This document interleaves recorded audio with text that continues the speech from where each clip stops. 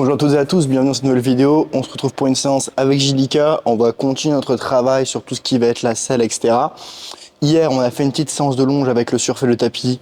Ça a duré 10 minutes. Ça s'est merveilleusement bien passé. Là, je pense que vraiment, tout ce qui est au niveau de la sangle, ce serait présomptueux de dire que c'est réglé. Mais en tout cas, il y a des signes qui me montrent que on a surpassé, je pense, le traumatisme au niveau de la sangle et que là, il y aura toujours des petites traces, il y aura toujours des petits restes où ça prendra beaucoup de temps à s'effacer. Mais en tout cas, il y a vraiment une vraie amélioration. Et là, du coup, aujourd'hui, on va travailler toujours sur notre selle avec toujours un dispositif. Donc, on va alterner cette fois-ci la sangle. Donc, on a pris la sangle élastique. Pourquoi? Parce qu'elle est beaucoup plus simple à mettre que le surfait. Et on va travailler la même chose. Et on va travailler également la selle, mais on va les travailler de manière dissociée.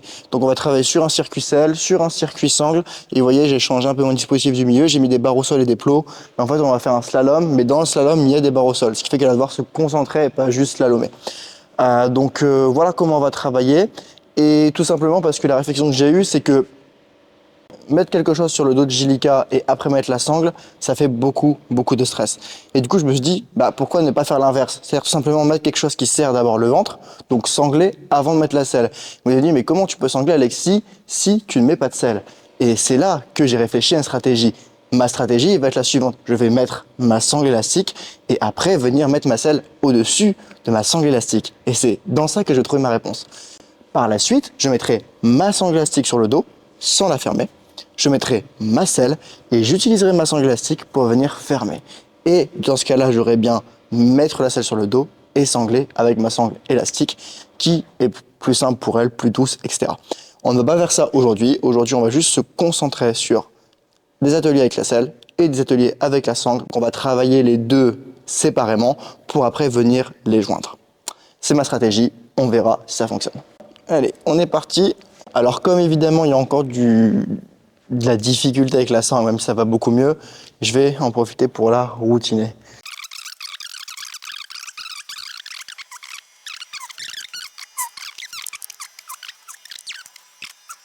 Comme pour la selle, pour le fait de mettre la selle, c'est vraiment quelque chose que je préfère faire en liberté parce que j'ai pas tant besoin de longe et si elle fuit, ça veut pas dire que je dois mettre une longe pour la contenir. Si elle fuit, ça veut juste dire que je suis en train de faire quelque chose d'inconfortable. Là en fait, je la routine un petit peu pour que voilà, elle se décontracte, vous voyez. Déjà, ça lui permet de pas passer de on fait rien à un selle directement sur le dos, mais également ça permet de la routiner et qu'elle anticipe ce qui va se passer. Et puis on travaille quoi. Si je le fais 5 fois tous les jours, ça fait du 150 fois par mois.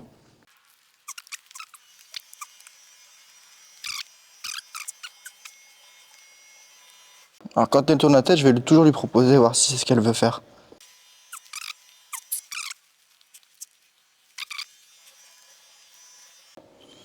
Ok, c'est bien ça ma belle. Et en même temps, j'entretiens quand même un petit peu sa motivation parce que mine de rien, je lui demande de rester mobile alors que je fais des trucs qui sont un peu relous à côté, qui servent pas à grand chose pour elle quoi. Elle se dit pas, elle comprend pas forcément l'intérêt. Voilà, donc là elle déconnecte, ce qui est bien, c'est ce que je veux. Bon, elle trotte un petit peu, elle part un peu dans la fuite, mais c'est pas grave, ça me dérange pas. Si ça lui permet de décomposer. Avec Jilika, j'essaie de le faire du coup en statique comme vous voyez et décomposer en approchant des flancs. Sauf que vous rappelez-vous que Jilika, ce qu'on avait observé, c'est qu'elle a besoin du mouvement pour se décontracter. Elle se décontracte à l'immobilité. C'est pas qu'elle n'est pas capable de le faire, mais c'est beaucoup plus difficile pour elle.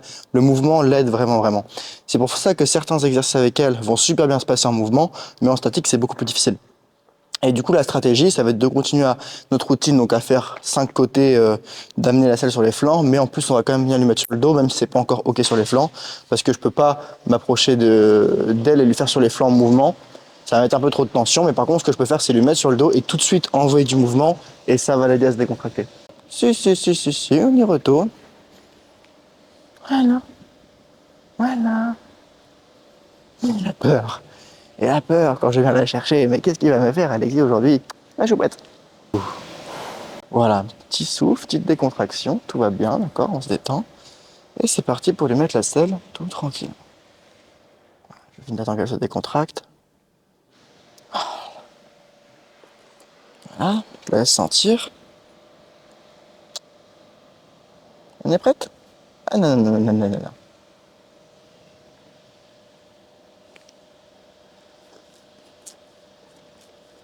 Bien attendre qu'elle soit prête. Ça, c'est un truc que je tiens des gens du western. Surtout en reining, ils attendent parfois, dans les concours, ils s'attendent, ils temporisent, et en fait, ils temporisent qu'ils attendent que le cheval soit disponible. Et c'est un petit peu ce que j'essaie de faire avec elle. Donc là, je la trouve plutôt dispo. Tranquille.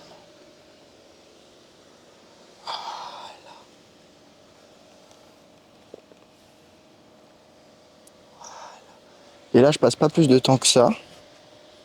Voilà, tout de suite mouvement, tout de suite barre au sol, tout de suite concentration. Là, je la marche, je la marche. Pas de récompense avec elle. J'ai remarqué que ça servait à rien de lui donner la récompense. Je vais plutôt lui donner à la fin de l'exercice. Je trouve que ça marche un peu mieux avec elle. Donc là, voilà, premier circuit. Toujours pas eu de décontraction. Et je vais pas m'arrêter tant que j'ai pas eu ma décontraction. Ok, j'ai toujours pas eu de décontraction. Du coup, je vais lui passer une barre au sol et je vais lui donner un bonbon, voir si elle le mange ou pas. J'ai pas eu de décontraction, même peut-être ça veut juste dire qu'elle n'est pas contractée. Du coup, pas besoin de se décontracter. Elle le croque, mais elle le croque pas vraiment. Et vous voyez, c'est là toute la difficulté de cette jument. On pourrait croire qu'elle est décontractée là, mais elle l'est pas. Même si on dirait, elle l'est pas. Je sais parce que je la connais. Comment je le sais, vous allez me dire? Bah c'est simple, je lui donne un bonbon, elle l'a pas encore croqué. Donc elle a l'air décontractée, mais elle l'est pas tant que ça. Vous voyez, c'est ça le problème avec elle. Et c'est pour ça que beaucoup de gens avec ce genre de chevaux, ils disent oui, il dit rien, et il expose sans raison. Non, c'est pas sans raison, c'est qu'il y a des signes et que bah, soit on n'est pas capable de les voir, ou... Mais en tout cas là, c'est... Tant qu'elle a pas croqué son bonbon, c'est difficile. Voilà. Voilà, là elle le mange, vous voyez? Elle le mange, mais ça fait au moins 2 minutes qu'on a enlevé la selle. Hein. Et du coup, ça faisait au moins 5 minutes qu'on a mis la selle. Donc vous voyez à quel point c'est difficile. Et là, je sais qu'elle est vraiment décontractée. De quoi pouvoir passer notre exo. Et là, bah, du coup, c'est très très simple. Hein. Ce sont des choses que vous avez probablement déjà vues dans des précédentes vidéos. Là, ça fait un peu de bruit, donc la jument se demande ce que c'est. Bien partout. Demande de flexion, très légère. Voilà. Hein, petite décontraction, et on y va. Hop. Voilà. Ça va bien. Oh là. C'est très bien, ma belle. Voilà.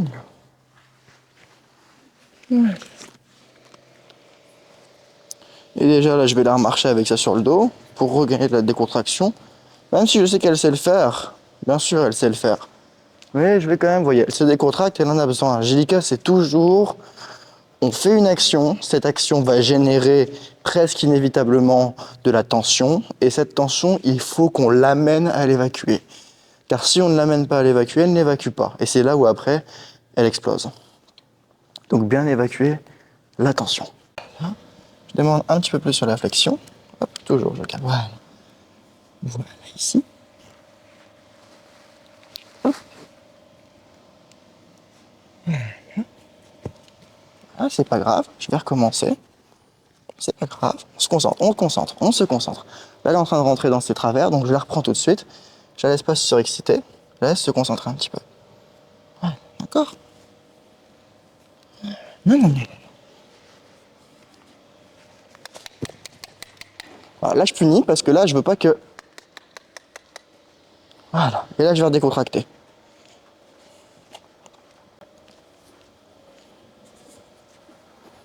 Voilà.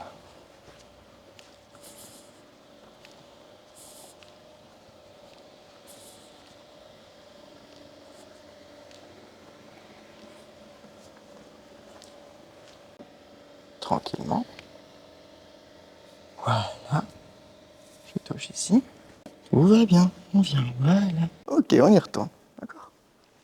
Je fais peur. Oh, je t'ai fait peur. Alexis me fait faire des choses qui font peur. Pourquoi Alexis me fait faire des choses qui me font peur tous les jours? Hein? Pourquoi Alexis me fait faire des trucs qui me font peur? Voilà. Encore un peu, s'il te plaît. Encore un peu.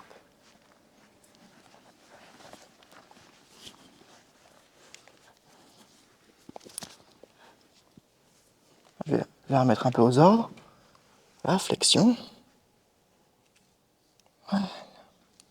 Ok, je vais replacer ma sangle. Ça prépare en même temps mon travail de selle et les sanglons. Ma petite main. Voilà, très bien. Encore un peu. Voilà. Encore un peu. Voilà.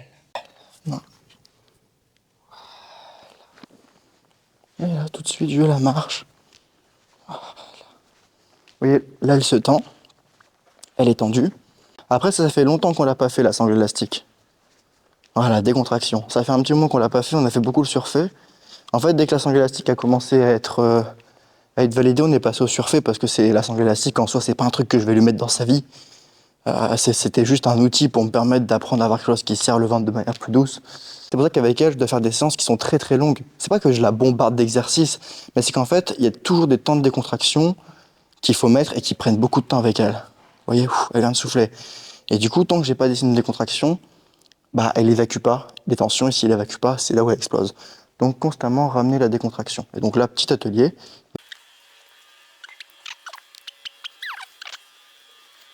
Alors évidemment, c'est des exercices que je pourrais lui faire en liberté, hein.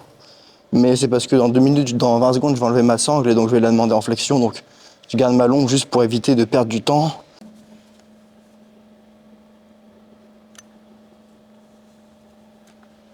Voilà. On revient, on revient. Voilà. On revient. Là, elle se stresse, donc je suis en mode oui, tu as peur, mais on se concentre, on réfléchit à comment ça fonctionne. On se concentre, on réfléchit à comment ça fonctionne. Vous voyez, c'est toujours, c'est pas parce qu'elle a peur que il faut quand même que je garde un certain cadre, de on arrête les bêtises, on se concentre un minimum. Voilà. Et là, on a fait quand même 2 circuits, donc je vais bien la caresser, faire des petits gratte-gratte. Mais c'est plus quelque chose qui la stresse que tu. Vous voyez, c'est le seul cheval au monde qui est stressé par les gratouilles, donc. D'accord. Alors si t'as du mal, on va décomposer, mais on va au bout de l'idée, on se concentre, on fait un effort, ok? Oui. Je veux qu'elle regarde.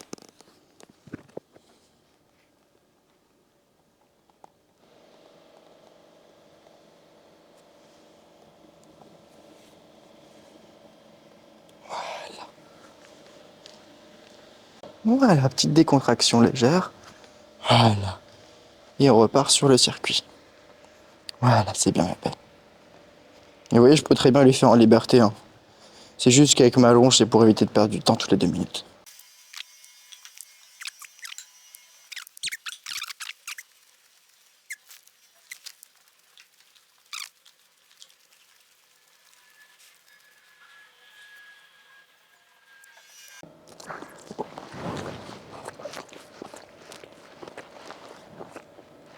Bon, elle est un petit peu inquiète, mais c'est le bruit du Karcher.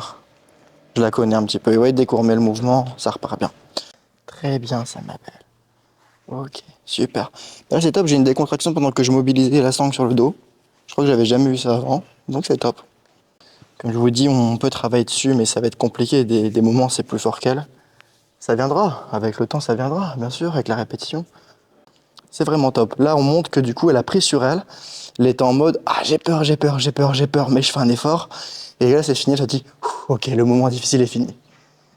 Et petit à petit, en fait, ce qui va se passer, c'est qu'elle va se dire ouais, c'est difficile, mais en fait, il m'arrive rien de grave. Et puis au bout d'un moment, par effet de répétition, elle va comprendre que tout se passe bien.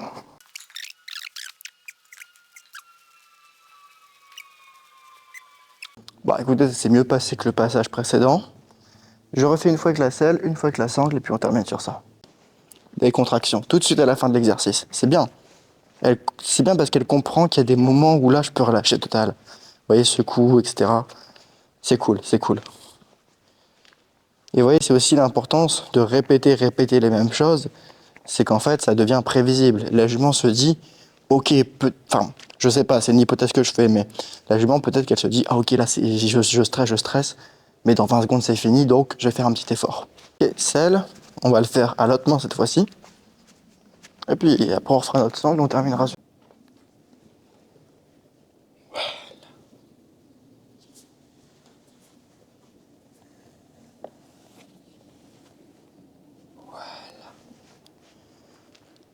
Et tout de suite, vous voyez, voilà. Tout de suite, on repart en avant. On laisse pas trop réfléchir. C'est ce qui marche avec elle. Peut-être qu'il y a des chevaux, l'immobilité, et le faire à l'arrêt, ça va mieux marcher, mais elle, c'est le mouvement. Voilà, elle va se concentrer un petit peu. C'est un peu difficile parce que c'est très serré, les virages. Et du coup, elle doit tourner, en même temps qu'elle tourne, elle doit passer la barre. Mais moi, ça la force vraiment à se concentrer. Je me dis, vu que c'est serré comme ça a peut-être un exercice qui peut la muscler, l'assouplir. Et ça la force un petit peu à s'enrouler autour des plots. En tout cas, j'essaye. Elle peut le faire comme elle veut, elle peut tricher si elle veut, c'est pas grave. Là, le but, c'est vraiment, c'est pas un exercice qu'on fait pour les muscler, c'est un exercice qu'on fait pour la course en trait.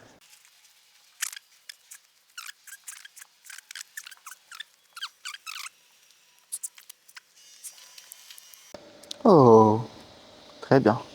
Et ouais, je reste exigeant quand même sur ma barre au sol. Et là, on relâche un petit peu là.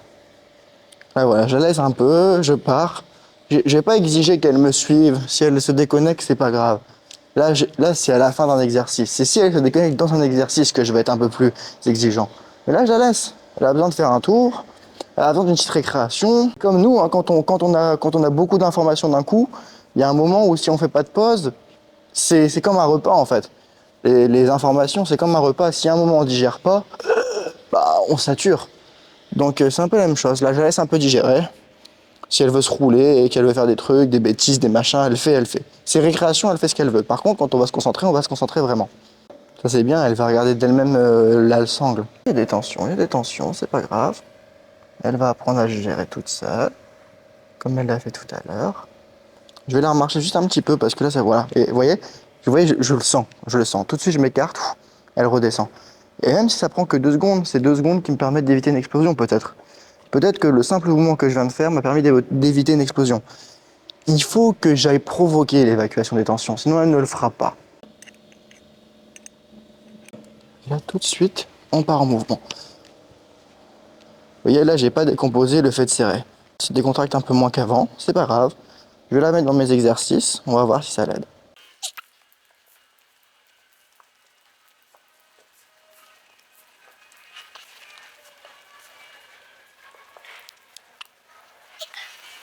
Eh ben écoutez, je vais essayer de finir sur une petite ligne de trop, entre mes 2 barres.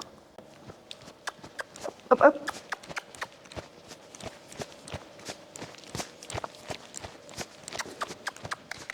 Hop, hop. Et voilà, petite décontraction. Voilà. Nickel, elle le croque, elle le mange, elle se décontracte. Voilà. Ça c'est très bien ma belle. Voilà, ça c'est très bien ma belle.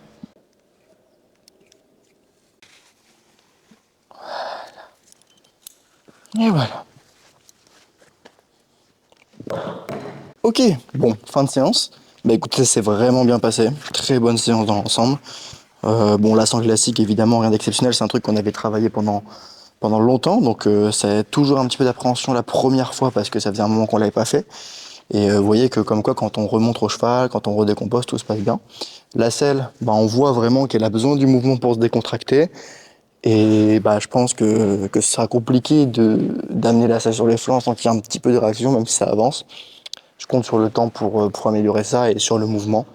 Donc demain, on essaiera les deux. Donc on va essayer du coup de mettre, donc on va refaire nos circuits de base qu'on vient de faire aujourd'hui. Et s'il la sent bien, on mettra un autre sangle et après on viendra mettre la selle au-dessus de la sangle. Comme je vous l'ai dit, inverser le processus. D'abord la sangle et après la selle. Ok? Voilà, choupette. Donc voilà, là on va faire une petite promenade extérieure, tranquillement. Je vais tout ranger et puis on fait une petite promenade extérieure tous les deux. Ça va lui faire du bien. Mais c'est très bonne séance. Voilà. J'espère que ça vous a plu. Passez une bonne soirée ou une bonne journée ou une bonne nuit. Prenez soin de vous et je vous dis à la prochaine. Et j'ai oublié de vous dire, si vous voulez savoir comment ça se fait qu'on est passé d'une jument qui explosait, une jument qui avait peur de tout, à une jument qui se pose, qui réfléchit et qui analyse, eh bien j'ai fait une formation gratuite qui parle de ça. C'est une formation gratuite en 4 étapes qui va vous apprendre comment gérer les problèmes émotionnels et comportementaux de votre cheval. Elle est totalement gratuite, il y a déjà plus de 200-300 inscrits dessus. J'ai eu plein de retours, j'ai même des gens qui par la suite ont tellement apprécié cette formation et ont eu des résultats avec cette formation gratuite qui ont envie de travailler avec moi par la suite. Donc voilà, c'est quelque chose qui fonctionne, qui donne des résultats. Et du coup, si vous avez des problèmes avec votre cheval et que vous ne savez pas quoi faire, allez voir cette formation et vous allez avoir des améliorations si vous appliquez.